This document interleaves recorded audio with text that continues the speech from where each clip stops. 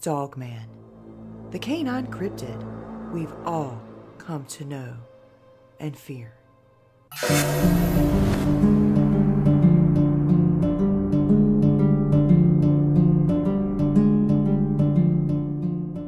It's officially midnight, and if you're here, that must mean you're part of the Midnight Lycanthropy Club.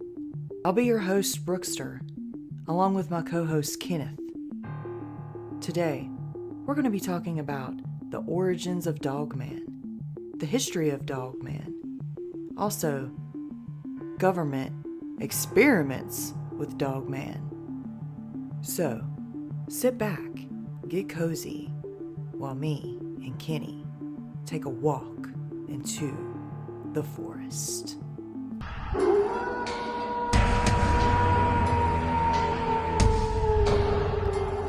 Did you see the size of them paw prints?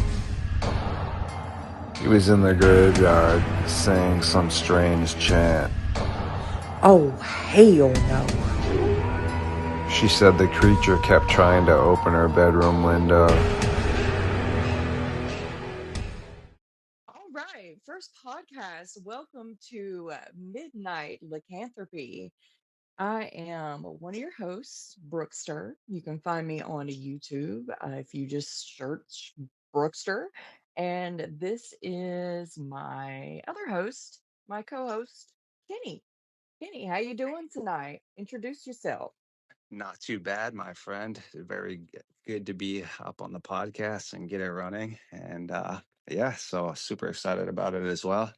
If anyone's tuned into our shows before, they probably have a good gist as to what I do and what I represent for the North American Dogman Project. But to any new viewers, long story short, is I'm an author and journalist. I also do get around the area of Maine and talk to eyewitnesses, and I'm basically like the historical aspect for the North American Dogman Project. Do their graphics, videography. I ping on the map, and yeah, pretty much just try to collect as much merit and put it out there. Yeah, you're definitely a lot more seasoned than I am. I recently just started my Dogman page, my cryptid page on YouTube about 3 or 4 months ago, and I'm just still learning about this stuff. And I find it absolutely terrifying, for one. Secondly, I find it absolutely fascinating with how many eyewitness accounts there has been all over just the United States itself. 100%. I personally think that the Dogman kind of I don't know, just fell through the hands of history in regards of, I mean, it's documented, as I mentioned before, 500 BC in Greece. You have individuals speaking of it. You have Alexander the Great, who's had numerous accounts of fighting with them and against them. So I mean, it's there. So a lot of people are Anubis, Yep. Anubis for Yes. one. Yes. Anubis is another one. So King Lycan back in the Greek times as well. So a lot of I think people are misguided in regards of when they say that there's no sort of oral tradition or history with the Dogman because I actually work with a gentleman. His nickname is Brother Nature, but his name is Nuxium, and he is actually part of the Yuki indigenous culture, and he's a Cool. survivalist and herbalist. So he's pretty much spent the last 25, 30 years out and about, just staying in national parks, and he's a master tracker.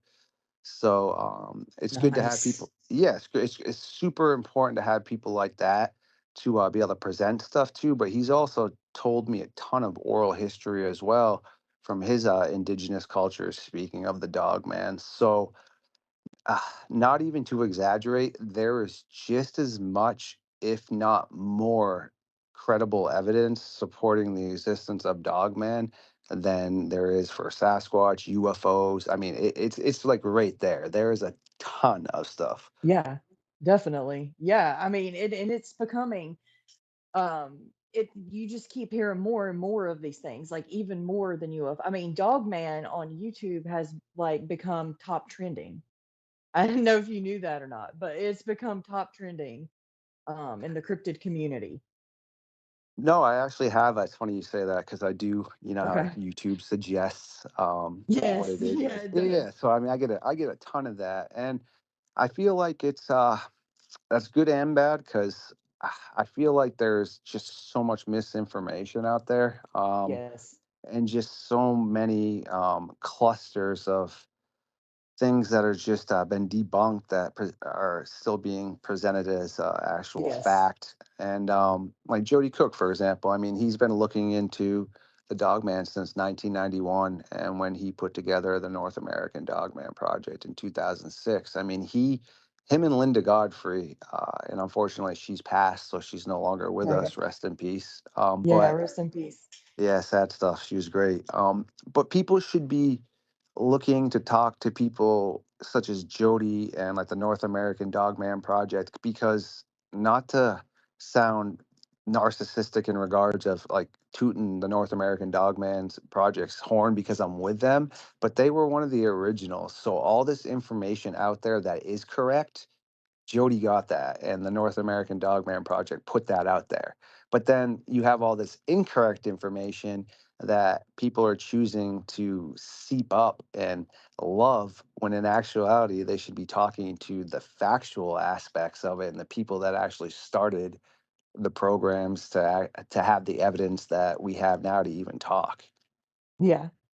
Well, speaking of like evidence and stuff, first and foremost, I was wanting to on this episode just introduce our listeners to what a dog man actually is. And a lot of people do mistake them for werewolves, but me just recently finding out that there are differences between werewolves and dogmen. Yes, 100%, 100%. And this is just my view on this because, unfortunately, until this phenomenon is proven to be real or false, it's all theory to an extent. But Right. my consensus of what a dogman is, you have a difference between, as you just mentioned, a werewolf and a dogman. So a werewolf has potentially, to an extent, been created in Hollywood with the aspect of silver bullets and transforming on full moons. Skinwalkers would be more of what a werewolf would have been referred to, and Hmm. those are basically male or female witches that have dove into the dark arts and are able to take Yes. forms of entities. So that would be, in my Makes eyes, more, sense. yes, more of the reference when someone was like a werewolf or they transformed. But the dog man, again, when you look at it throughout history, with like Alexander the Great and stuff, they didn't transform. They were human like wolf dog type creatures, and they stay in that form. And you don't need a silver bullet to kill them. I've had numerous cases where people hit them with 12 gauge shotguns, magnums, and they don't like it. They've either been killed or had large pieces of muscle and fiber ripped off from it. Mhm. They, as I said, they've been seen drinking water, like squatting down, such as humans would be, seeping it up into So their mouth. these are living beings. These are flesh and blood, needing to eat to survive, needing to drink to survive. Human, not human, but living beings. Yes, and so, and over maybe a little bit less, but at least half of the cases, there are unknown canine aspects that have been found, whether it's hair samples, slobber, blood, things like that. So when we, the general public, are told, hey, it's unknown canine DNA, the government obviously is aware as to what level of that DNA falls into which category. But when people ask Interesting. for, yeah, or say, hey, why are you looking at a dog man as a canine aspect? Like, what are you, an idiot? And things like that. What do It, you know? You an idiot? yes, and my response would be no. But when you look at the cases, if someone saw, describes seeing the dog man, right, and they have damage to their property and there's saliva all over the place, and then you test Mhm. that and it comes back unknown canine. of course, I'm going to look at it as potentially being a canine based species because why would it have come back that? Y- y- Exactly. Yeah. And yes, so, and also a lot of people don't realize that bears and canines are really closely related. And there was actually at one point in time an animal that was neither or, but from the way Hmm. their hips and skeletal structures are set up, they were scientists are pretty optimistic they could easily have gone from quadrupedal to bipedal without any sort of Mhm. issue. Um, so Well, that would yes, explain a lot of these photos because I think a lot of these so-called footage photos, they look a lot like bears, yes, like yeah, bear to man, me. wolf man, yes, yes, Yeah. and people will say that the size of a bear, and like I had shared with you, some of the younger children saying bear man or wolf man or Mr. Bear or Mr. Wolf. Um, so that yes, that's why I actually have some of the encounters that I've documented. I believe, Yeah, yeah, yeah. That one encounter that you told me the other day about that little girl talking about yes. the wolf man, boy, that is scary. Can you imagine? I mean, like, no, your kid being gone all day, and then you finding them in a cave, So and they're like, yes, well, and no, like, no, that's terrifying. No, wolf man, what the heck, or Mr. Barry, yes, exactly. Mr. And the Bear? thing Yeah. is, we as adults are predisposed to prefabrication and lying and things like that. And Mhm. obviously, a little kid can do that as well. But when you're 3, 4 years old and You you're gotta learn barely, that. yes, Yeah, you're you gotta barely learn that starting to kind of like stuff be able to first. articulate your language. Yeah, like when you come back and tell your parents something like that, why, like, where did that come from? Like, and then you have the hunters that saw the bear wolf come out of the den, and then she's saying Right. that it just it's like why would It adds like, oh, this okay, she's really seeing this bear man or dog man because they've yes. seen it too. And recently too, you had another little girl that went missing in the woods for, I believe it was like 2 days. And when they found her, she was totally fine. And same thing, she had Oh God. claimed that Mr. Wolf brought her into his home, and she was sleeping like with him, but then she snuck out and got away. And when she was telling her dad and the hunters that found her this, that's literally what she said. And then you know what she did after? She asked for if she could have some apple juice, and then she went to play in her sandbox. You see what I'm saying? Because it's a 3-year-old.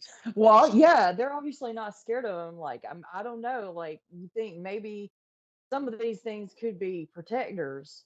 Like if these kids are getting lost in the woods, they're like, well, but then again, like, why would they want to keep them?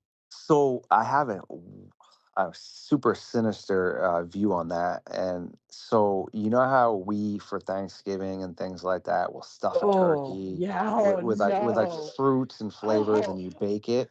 Well, oh why are no. they always feeding them berries and things? It's as if like Oh, a they're Hansel and fattening 'em. Gretel Oh, to hell like no. fatten them up and before they eat them, because the majority of these I kids did. that do, yeah, that go missing don't come back.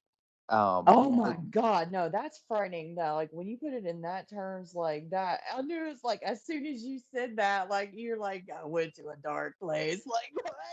well, No. yeah, it's a really messed up thing to think. But then when you think, I mean, it's no different than like what we do as, like I said, humans. What do you do with a piece of steak? If someone True. likes steaks, they marinate it in teriyaki sauce for a few days and then they cook it. Like, so I also have another theory that with the people that are going missing across the United States, David Politis has called it or dubbed it the missing 411. But Mhm. I've actually dove into some of those cases myself because they are located predominantly in Dogman territory.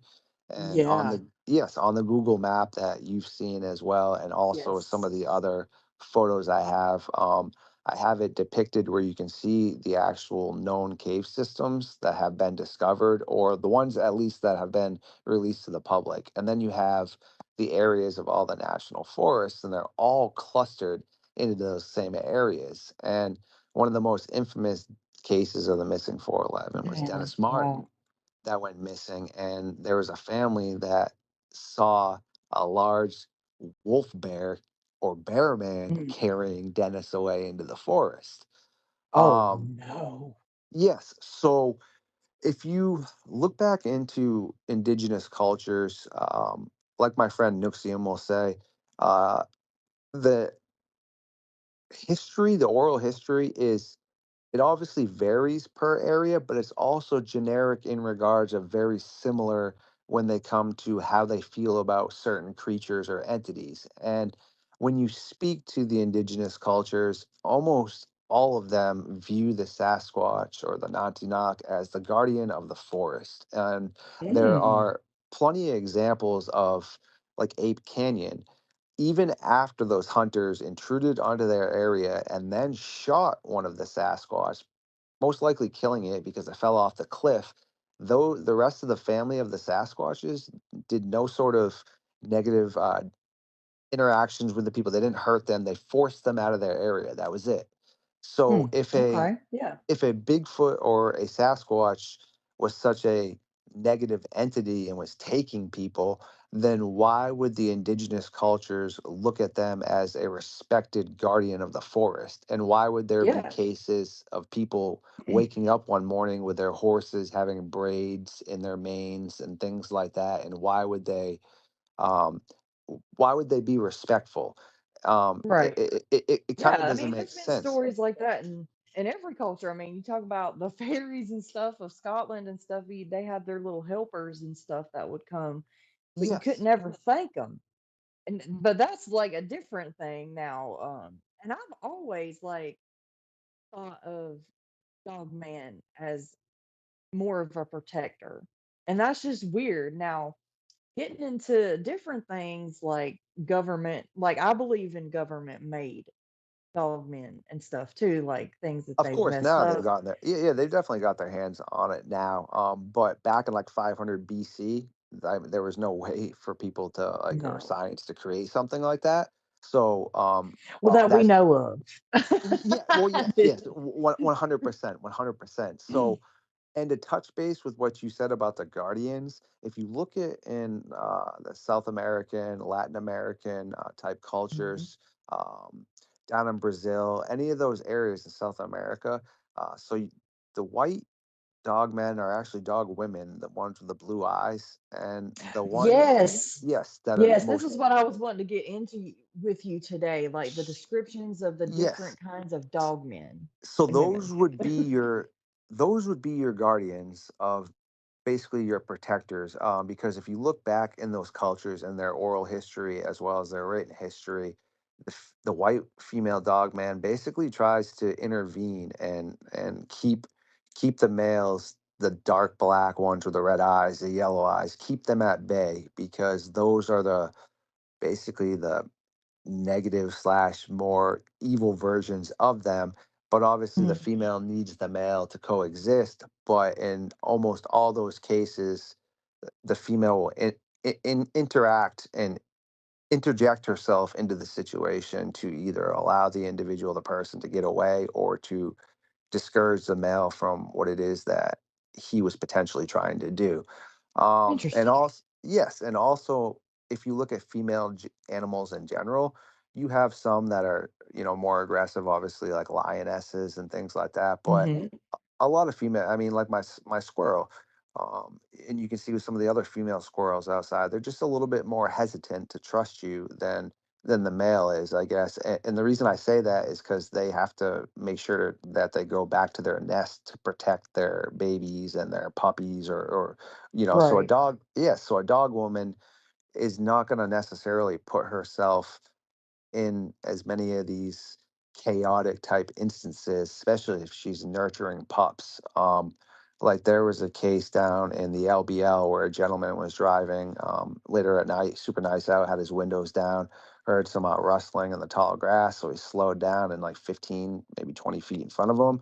He said he saw a large white, grayish type dog woman that because said he could see the nipples on it. She had Wow. blue eyes and that she stopped for a second and turned back and looked Gotta towards look the at them grass, boobies though. right? And then looked back towards the grass, and then a bunch of her pups had come out, and the man said that they were playing around just like little puppies were, nipping at each other, and just ran across the road. Aw. She waited for them to go, and then she proceeded to go. Um, so the Ooh, that would be a depiction, sight to see right there. I mean, wow. And where super did you say this happened? That was in the LBL, Land Between the Lakes. Oh, okay, okay. And you've visited that area too, haven't you? I have not personally. I actually Okay. visited the Palmyra, Maine incident. That's what it was. Yes, Yes, but yeah. Jody Cook, that started the North American Dogman Project, that's from Cincinnati. He's been to the LBL numerous times, and yeah, I've actually shown you some of the footage of him there. He went down and spoke to Jan Thompson and that gentleman Glenn that worked for the Fish and Game with Kentucky and things like that. So yeah, So yeah, it's so funny because when people do tell the stories, they can differentiate like, oh no, it was definitely a female. Oh no, it was definitely a male. well, I yeah, I mean, seen look his at junk. yeah, I Like, mean, because you can just see like I mean, like my little squirrel outside. I mean, you can, and, a female cat, like the female stray cat. I mean, you can just, yeah, that I feed. You can just see that on them. So usually in almost every case I've documented, I should say almost everyone, the females have blue eyes. Now the males, tend to have a little bit of a difference of color. It could be dark brown, smoky gray, dark gray, jet yeah, I've seen black. yellow, Yes, seen yep, yep, yellow like and cinnamonish red. colors. Yep, and their eyes are either red, yellow, green, in that range. Then you have your different types, like your type one that looks more like the Van Helsing werewolf, whether it's black or Yeah, dark red. there's several different types, and there's ones that look like hyenas. There's Yeah, ones that that's your look like type three right apes, there. baboons. Yep, yep. Uh, they look like Bigfoot. They look like real werewolves, like German shepherds. I mean, Yeah, there's type two all is your German kinds. Shepherd one. Yep, yep. Wow. I mean, like, finding out all this stuff right now. I mean, to me, like, there's so many hybrids that it just screams government experiments, It's in funny my you say that. opinion. Well, have you ever heard of the Klickitat ape cat in Washington Oh, County? So, please do tell. yeah, during the Cold War, we were obviously super worried about the Russians advancing themselves with nuclear weapons and basically coming into our type laboratories and getting information with that. So we started actually Mm. training dolphins to be able to non-lethally figure out an intruder, and they would go over to them and nudge them, and then there would be like a little type barb that would stick onto the person and would inflate like a balloon that would pull you to the surface, and Oh, they, wow. yeah, they would be guarding those areas, and we still actually use dolphins to pick up on mines and other Oh, yeah, they're artillery smart. in the water. Yes. So Lauren Donaldson and Dr. Barr were called in to work at a secret government facility in the area of Washington State, and Dr. Lauren Donaldson had been responsible for creating a trout called the Donaldson trout, and it's one of the first species of fish that can successfully live in cold, warm, salt, fresh water, and it's basically unkillable in regards of climates and Wow. things like that. And he created that fish, and so he was brought on board with Dr. Barr to obviously be experimenting on some sort of things, and on three different occasions they admitted that apex predators that they were experimenting on, they didn't specify, they just said apex predators had Hmm. escaped, and they said that they got the majority of them back, but a few had not been recovered. And ever since around that time, people in the area have been seeing basically like a dog, baboon type, like cat creature Ugh. that is roaming around the area. And a lot of people in there think that it's basically like the security guard for that area for the government. Um, Hmm. yeah, so Interesting. That you is have terrifying. yeah, so you have that case, and then you have the Plum Island stuff where they were experimenting on animals and insects, which is based right near like New York and things like that.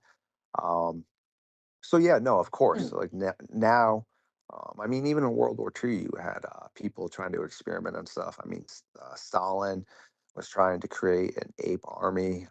The Nazis were Oh my messing around with goodness. like goats and dogs and cutting off people's heads and trying to, put those back. So I mean, this type of Yeah, I believe it. experimentation, yeah, it's been going on for, like you said, quite a while. So I would say now with some of the things that people are potentially seeing, yeah, there could be a lot of DNA splicing and things that are like going Mm, on, which could yeah, change the I appearances. definitely believe that for sure. So, yeah, some of the differences though I've been told for Dogman is that, well, Dogman has a bushy tail, but a werewolf does not have a tail. Is that true?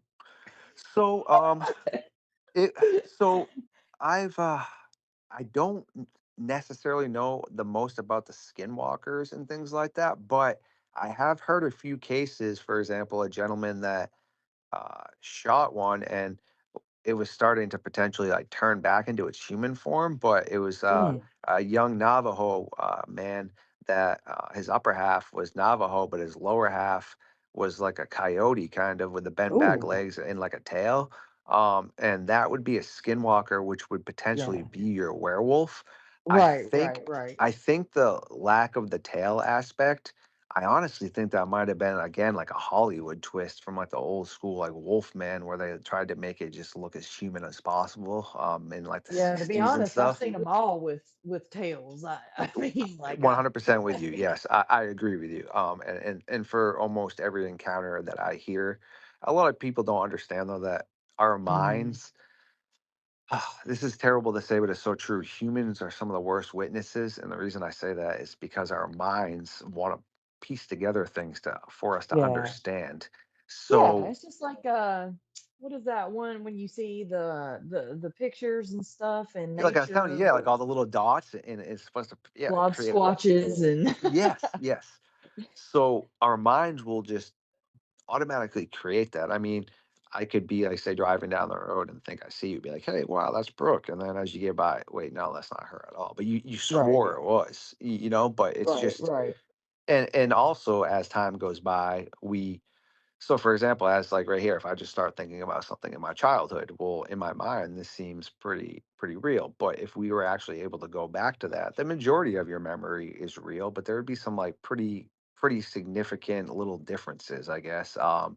Meaning, like if you were to take myself, yourself, a couple other people, and we all witnessed the same thing, but then you took all of us without talking to each other after we witnessed it and put us all into a separate room, the consensus of the story is going to be the same, but there's gonna be definitely It's different. different twists on Yes, it. yes, like For sure. you might hone in on something different than I. You might notice the tail, whereas I might be too like, holy Christmas trees, like what the heck? And the only thing I might pick up on is that it was an enormous dog looking thing, and then the other Yeah, person yeah, could, yeah, totally. you know what I mean? So because everyone kind of takes in data differently. So sometimes when people are like, "Oh, well, why didn't he or she have more details in her encounter?" And it's like, well, dude, it's like a 15-20 second encounter in your mind trying to process what's going on. And Right, exactly. Like yeah, if you were there, let's see if you like the other day when I just seen a fox out there, like I didn't think to pull out my camera. I was just like, holy smoke, I've never seen a fox out in the wild before, and that was just a fox. That wasn't even a dog man. How these people can yes, yes. pull it out and I'm like in shock and awe. I don't know if I'd be able to pull out my phone or my camera to record a dog man because I'd be in total shock to be honest.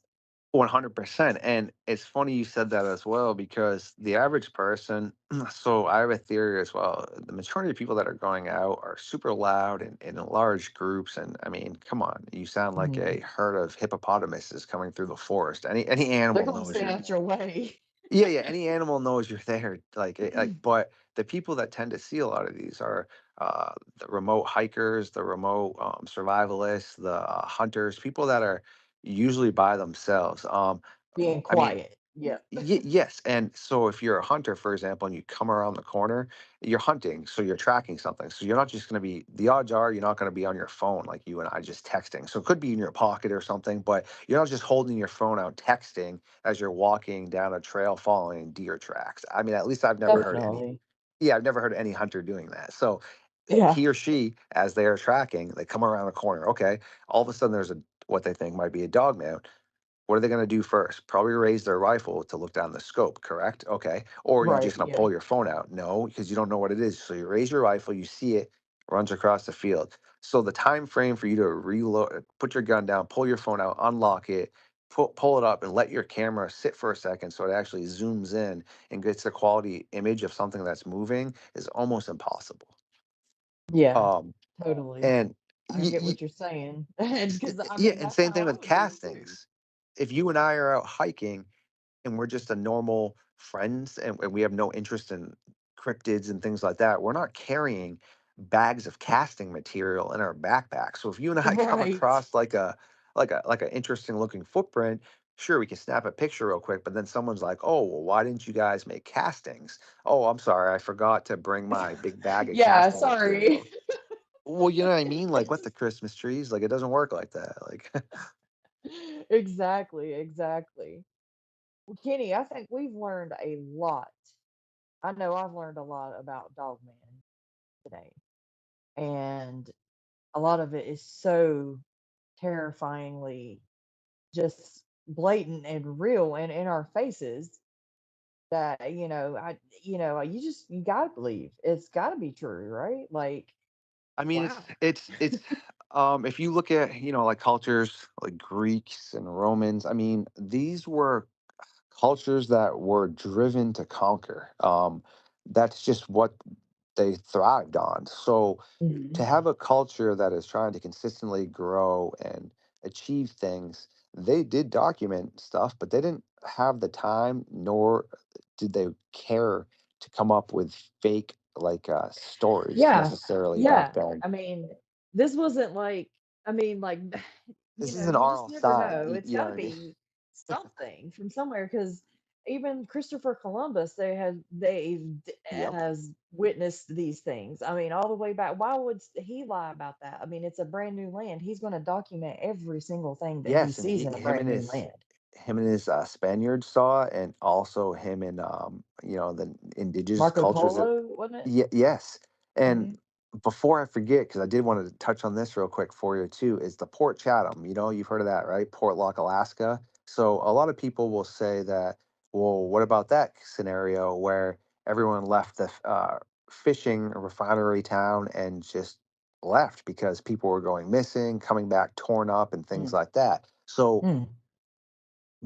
the narrative that was pushed through all these shows is that it was Sasquatch on the Knockneok. Mm.